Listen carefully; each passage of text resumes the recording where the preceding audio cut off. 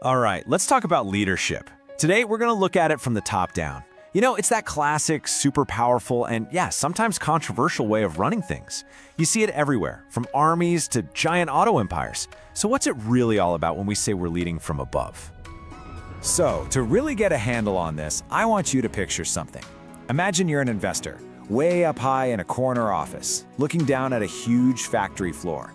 You're not just seeing people bustling around and machines humming, right? No, you're seeing something bigger, something totally different. What you're seeing is a system. Yeah, that's the word. It's like a giant machine where inputs go in one end and, predictably, outputs come out the other. And that detached bird's eye view, that's the absolute heart of top-down leadership. It's all about seeing the entire forest, not getting lost in the individual trees.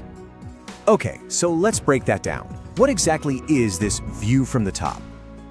Well, at its most basic, top-down leadership is pretty much what it sounds like. All the big decisions, they're made at the very, very top. We're talking strategy, goals, the huge projects, all of that stuff gets decided up high. And then it just flows down through the rest of the company. Kind of like a waterfall, right? A cascade of decisions. But how does that cascade actually work? What are the gears and levers, the nuts and bolts that make it all function?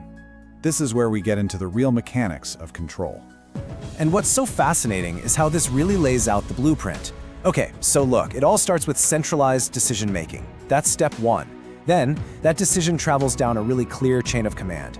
The whole system is just laser-focused on process and efficiency, which creates this unified direction, Everyone is marching to the same beat.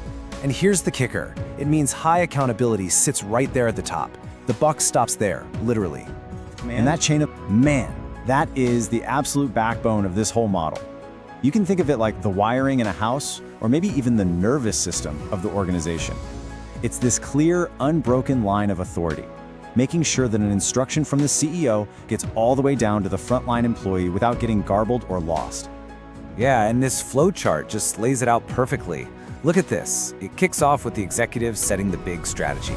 Something like, hey everyone, we need to increase our market share by 10%. Okay, great. Then that directive gets passed to the managers.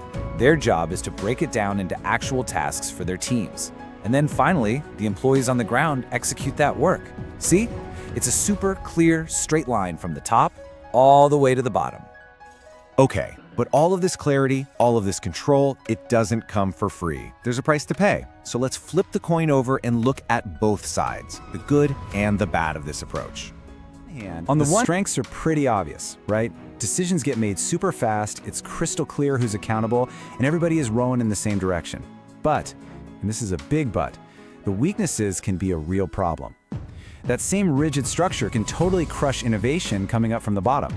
It can hurt morale, and it can create massive blind spots if the leaders at the top lose touch with what's actually happening on the ground.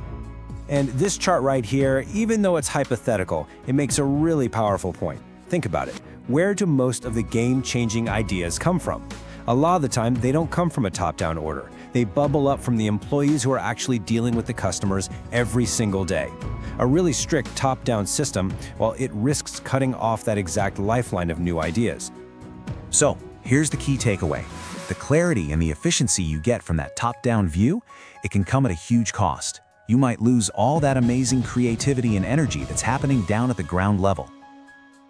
Sometimes the best way to understand one thing is to look at its complete opposite. So let's do that. Let's flip our entire perspective and check out the alternative, the view from the bottom, looking up. Wow, okay, this comparison really puts it all into sharp focus. So if top-down is the investor seeing the big system, then bottom-up is the factory worker, right there on the line, totally focused on their specific job and figuring out how to do it better. One is all about command and predictability, the other is all about feedback and adaptation. They're just fundamentally different ways of seeing the world. Because that view from the ground, it sees all the stuff the view from the top can't. The real practical problems, the little opportunities for improvement, the direct customer feedback. That's all the crucial data that just gets lost when information only flows in one direction, down. It's how we got things like Gmail at Google. That wasn't some big top-down directive, it was just an engineer's side project. So this brings us to a really modern dilemma, right? In today's world, you need both. You need efficiency and you need innovation. So if you're a leader, how on earth do you choose your perspective? All right, so we've looked at both sides, the view from the top, the view from the low. The question seems pretty simple. Which one's better? Is it the controlled, predictable top-down system or the flexible, adaptive bottom-up approach? But maybe that's the wrong question to ask. The business thinker Max Dupree had this great quote. He said, "The real art of leadership isn't about picking a high place and staying there. It's about spending your time traveling between the high and the low places. It's about being able to see that big picture from the top, but also to really understand the reality of what's happening on the ground."